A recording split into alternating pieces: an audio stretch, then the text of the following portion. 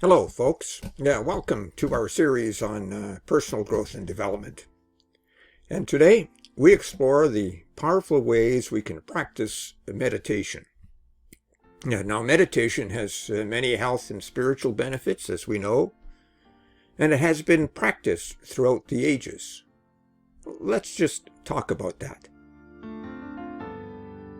Welcome to the Fontanie Magazine e-learning channel, integrating business, work, and life. Now, we offer free articles on business, work, and life at our Fontanie Magazine e-learning website. We also offer a host of solutions with our Visuale systems and Fortress membership programs, as well as our storefront that provides ebooks and PLR programs and workshops. And we have another channel, Affiliate Marketing with Richard, where we provide regular digital reviews. Thank you for subscribing to our channels. Hi there, I'm your host, Richard Fontanie, and today we delve deeply into the history of meditation and describe how people have practiced the various ways of meditation throughout the ages. Now, this podcast goes way beyond our recent article in the Fontanie Magazine, the Transformative Power of Meditation for Business, Work, Sports, and Life. I have linked that article in the description below. Now, did you know that over time, meditation builds self-discipline, promotes healthier coping mechanisms, improves self-image and awareness? Did you also know that it helps people make better choices in life, compartmentalize and focus, and overall has a transformative effect on one's experience relating to stress and their spiritual life? And finally, did you know that meditation has been scientifically shown to have many physical benefits as well? It lowers blood pressure, aids with sleep, improves memory, and helps with our pain. Today, people meditate as a fast fix for stress relief and to help their body physically relax. They do it for daily practice to build resistance to stress, and as a centering and balancing technique when emotionally out of balance, and as a way to strengthen self-compassion and compassion for others, as well as opening up one's heart to forgiveness, justice, and peace. And by the way, much of what we will talk about today can be found in one of the modules in our training program called Stressology. I have also provided a link of that program in the description below. Now let's get into it.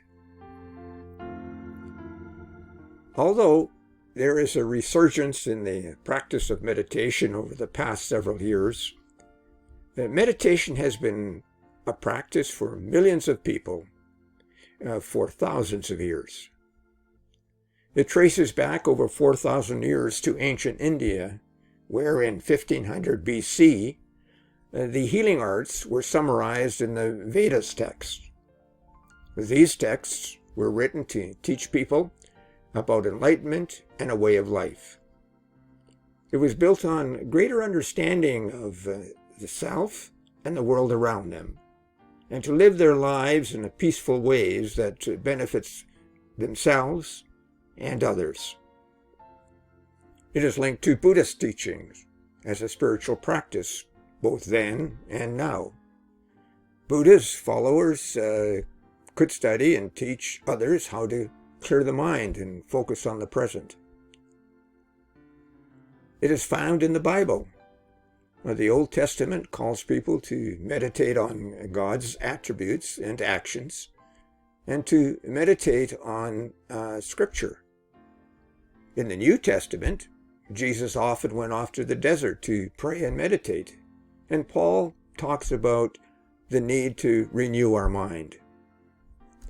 In early 200 BCE, the Desert Fathers and Desert Mothers sought how they could find God in the desert. They became known as the Desert Fathers and Desert Mothers. They lived a simple and austere life, and many of them chose silence in a hermitage while others formed communities. It was in the desert where the ancient practice of Lectio Divina, really Latin for divine reading, began. 300 years later, around 500 BCE, a person from Nursia, St. Benedict, left the noise of the city and founded the first Benedictine monastery at Monte Cassino. St. Benedict wrote rules for communal living known as the Benedictine Rule. He became the father of monasticism, and the Benedictine Rule became the norm for monastic living throughout Europe and gradually for the rest of the Western world. Now, one of the cornerstones of the Benedictine practice was and continues to be meditation. Meditation is incorporated in many different religious communities, passed down from culture to culture, and continues as a source of peace and understanding up until today. Now, it takes on many forms, making it easy for people to find one that works for them. Some people meditate in silence, others use candles, soft music, guided writings to help them focus, while others repeat a certain word or a phrase known as a mantra in order to keep their mind peacefully open. Now let's take a deeper look at the history of the various methods of meditation. The first one is mindfulness meditation in Buddha. Now, according to most historians, the Buddha was born to a royal family about 6 centuries BCE in what is now Nepal. He left the luxuries of a royal family to follow a spiritual path of asceticism based on moderation, introspection, and awareness. Now, this practice was introduced to India through the teachings and identified in the Veda texts mentioned earlier. Now, Buddhist meditation is generally associated with mindfulness and awareness. Now, even though there are many forms of Buddhist meditation, they all have mindfulness as their common denominator. Now, Buddhist meditation practices, or Buddhist meditation practices, help cultivate core values of awareness and tranquility and insight. According to Buddhist philosophy, when we have a better understanding of our mind and emotions, we can work with our actions and reactions in a way that leads to well-being and happiness. So both our own and well-being of those around us as well. And the approach allows us to appreciate the importance of others' well-being and happiness. The more we experience compassion and love. Now, mindfulness is the key ingredient in all of this. Buddha's first cycle of teaching talked about 4 noble truths. Number 1, why we experience dissatisfaction. Number 2, how we can put an end to unwholesome patterns that cause suffering, our negative habits. And number 3, the need for cultivating awareness and training the mind. And number 4, the freedom experienced when we are no longer bound up by unwholesome patterns. Buddha suggested that in order to cultivate awareness, there are also 4 things to be mindful on. Number 1, the body, as in what is perceived by the senses in the now. Number 2, feelings, as in how we feel about those perceptions. Do we accept them or do we reject them? Number 3, our mind. What emotional reactions and thoughts do we experience as a result of this perception? And number 4, phenomena. What is the nature of our perception of things? Now, the difference between mindfulness of today and Buddha relates to motivation. It seems that Buddhist motivation focuses on liberation from suffering and confusion and the attainment of freedom. And the basis of mindfulness meditation, which includes Buddhists, is non-judgmental awareness of what we are experiencing in the moment, and using breathing as a way to keep focus and aware. The second method I would like to talk about is Lectio Divina and the desert people. Now, the early Christian desert fathers and mothers saw Lectio Divina as an unhurried, contemplative reading of parts of Scripture. It gave them a basis to experience the scriptural world through meditation and contemplation. Now, Lectio Divina continues to be practiced today in many Christian monasteries and in many Christian faith communities. Now, here are 4 steps to Lectio Divina as practiced by the Desert Fathers and mothers. Number 1, they slowly read a scripture passage while keeping an open mind and a listening heart. And as they read, they looked for a word or a phrase that struck them as their God was speaking to them directly. They then concentrated on that phrase or word until they began the second step, a meditative process. So in the second step, the meditative process they would try and would experience is to find meaning in the word or phrase and sought how it might apply to them. In the third step, they prayed or simply and intimately conversed with their God. And in the final step, they invoked a state of contemplation where they rested in silence and listened to what was spoken to them through their reading and meditation. The third method is called guided meditation.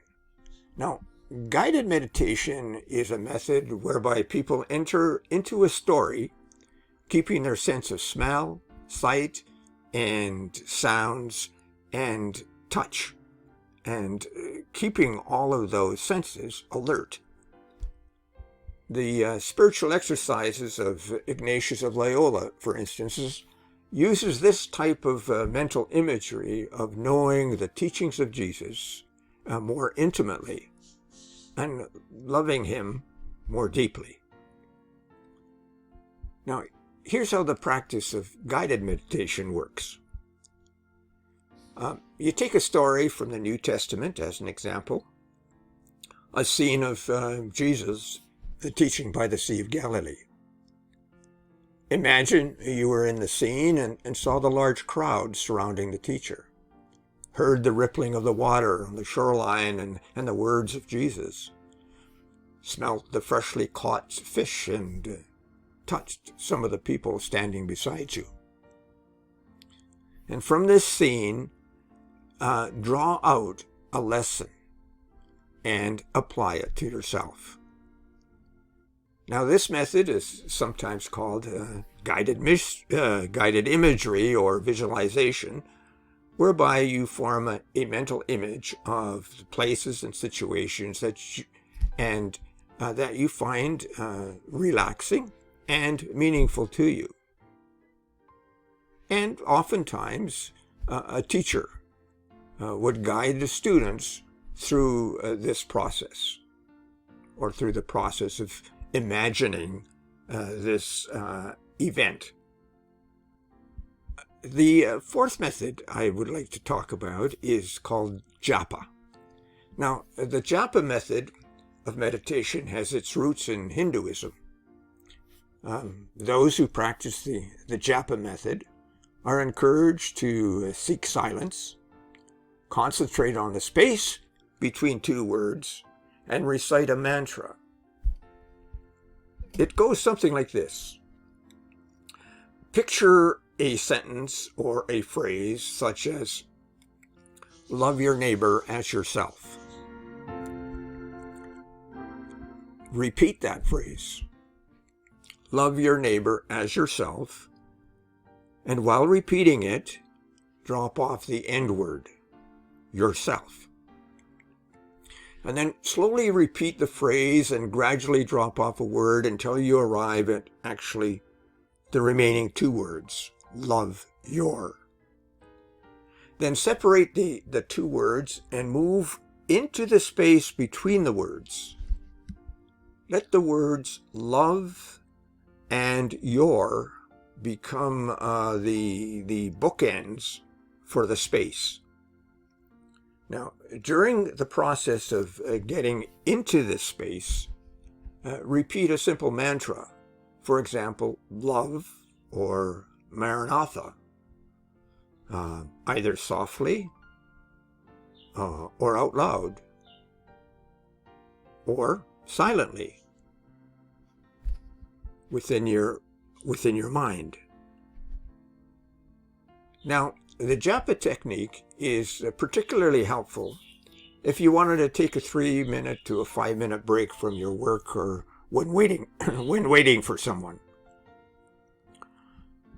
You can take 1 minute to form a phrase, 1 minute to quiet your mind and move into the space between the two words, and 1 minute to concentrate on a mantra, and then 1 minute to recover. The fifth method is yoga meditation. Now, the Sanskrit for the word yoga means union with the divine. The stretching exercises that we associate with yoga were originally designed 1,000 years ago to help the practitioner gain control of their own life force, a spiritual energy known as Kundalini or Kundalini. Yoga meditation is best described as active meditation because it combines the stretches associated with yoga and meditation. Now, yoga hasn't been around for centuries. It is probably as old as meditation itself. And Kundalini is considered a concentration of divine energy that can be harnessed through meditation. The energy force is said to rest at the base of the spine, and Kundalini yoga meditation is really a tried and true method of breathing using mantras and stretching that leaves the practitioner feeling refreshed and ready for a new experience.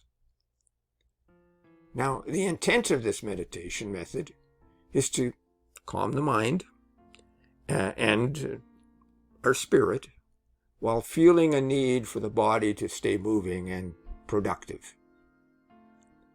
Now, Kundalini yoga is a great option for anyone who is hoping to get themselves centered and focused on positive energy rather than using one daily routine. It is an art that has various poses and provides much personal value to the practitioner when given the right intention.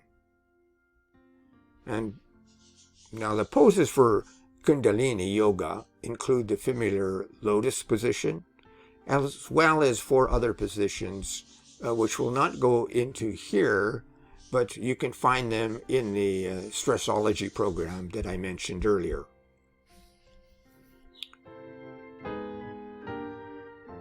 And now we come to the method called Transcendental Meditation.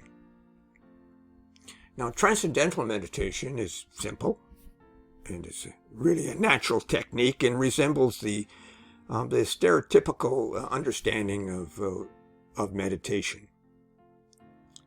When you practice Transcendental Meditation, you sit relaxed in a yoga position or in a sitting position, and then silently repeat a mantra, such as a word or a sound or a phrase.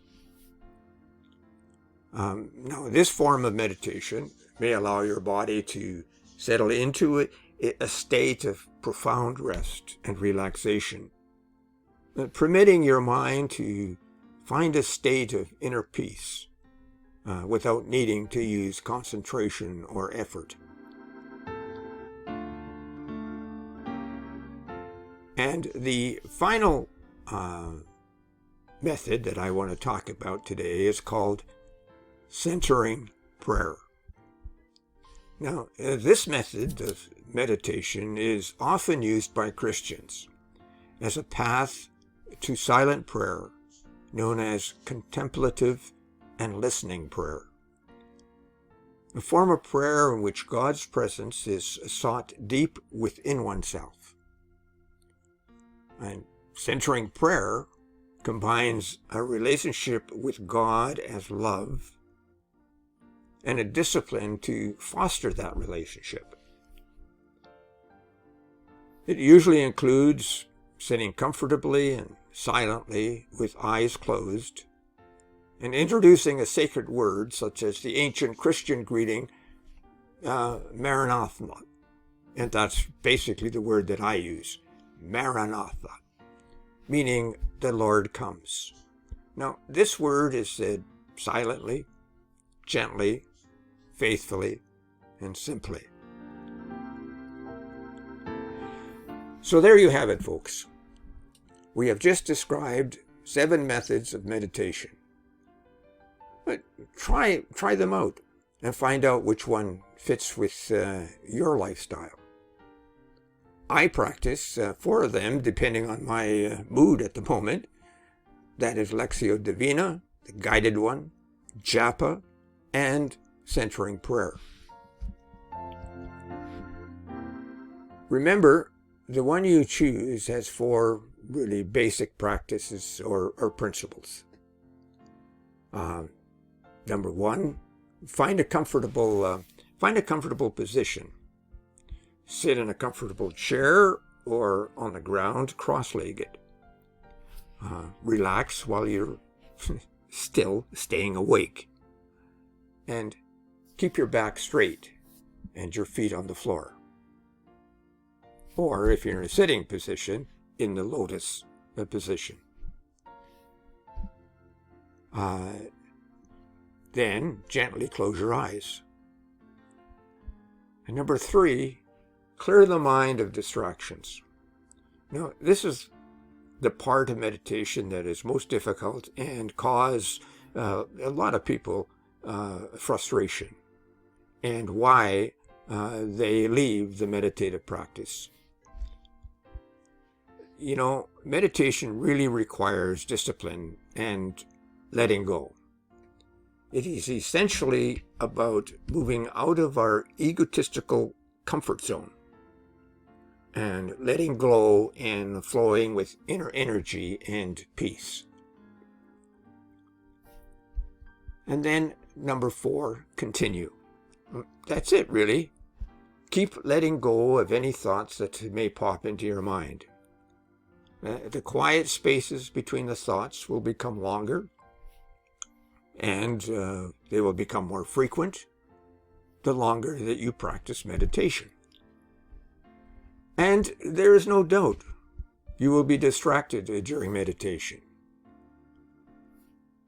You know, we need to recognize these as being part of our lives.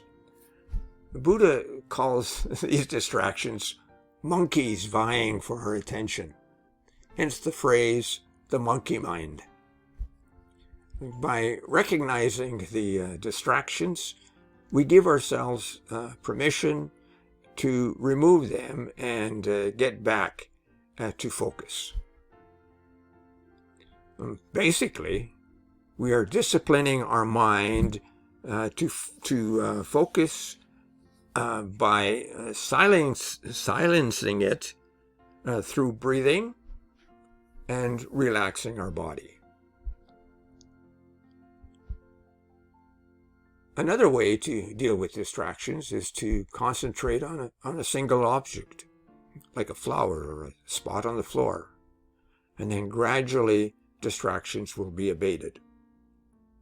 Now here's a tip. Don't judge your meditation skills, which may only increase your stress. Meditation takes practice. So keep in mind, for instance, that it's common for your mind to wander during meditation, no matter how long you've been practicing meditation. Now, if you are meditating to calm your mind and your attention wanders, well, slowly return to the object or the sensation of movement you're really focusing on. Now, in closing, just remember that meditation is quite simple in nature, yet transcends thought when you can control the monkeys. Now, when people are in that state, they exist in the moment. And in that moment, time is suspended. They go beyond consciousness and are gifted with the whisper of the divine, where compassion, respectfulness, and forgiveness are strengthened. Now, I would love to hear from you about these meditative methods. Which one works for you? Do you have a favorite practice? Have you tried meditation in the past? What was your experience? Let me know in the comments below. And thank you for joining us today. Please subscribe to this channel and leave a review if you enjoyed this episode. Now, until next Wednesday, when we'll explore more strategies for your personal growth and development. And in the meantime, though, take care and continue becoming the best version of yourself. Bye for now.